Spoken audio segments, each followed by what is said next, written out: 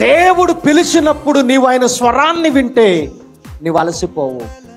సమూయేలు సమూయేలు సమూయేలని కేక వేశాడు. ప్రక్కనే ఏలీ కూడా ఉన్నాడు. కానీ ఏలీ వినలేదు, కానీ సమూయేలు విన్నాడు.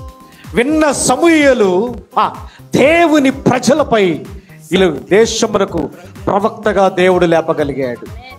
ఏమండి, దేవుని స్వరమును నీవు వింటే, ఆయన స్వరాన్ని విని నీవు ఆయన యొద్దకు వస్తే నీవు దేవుని చేతిలో సమూయేలు వలె వాడబడతావు. నువ్వు త్వరపడితే అలసిపోవట. సమూయేలు ఏలీ కుమారుడు దేవుని మందిరంలోనే ఉన్నారు. గమనించుదాం.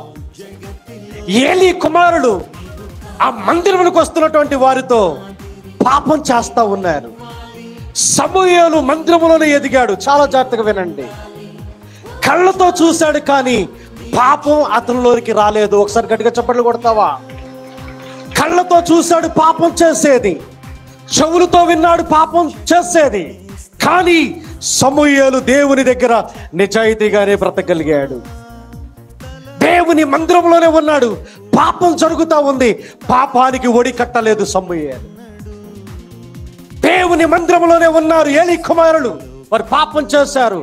సమూయేలు పాపం చేయలేదు, అక్కడే ఉన్నాడు. కానీ పాపమును తన స్నేహితుడిగా, తన స్నేహితురాలుగా మార్చుకోలేదు. పాపంతో సమూయేలు స్నేహం చేయలేదు. ఏమండి, చెడు ఆలోచనల వైపు సమూయేలు పరిగెత్తలేదు.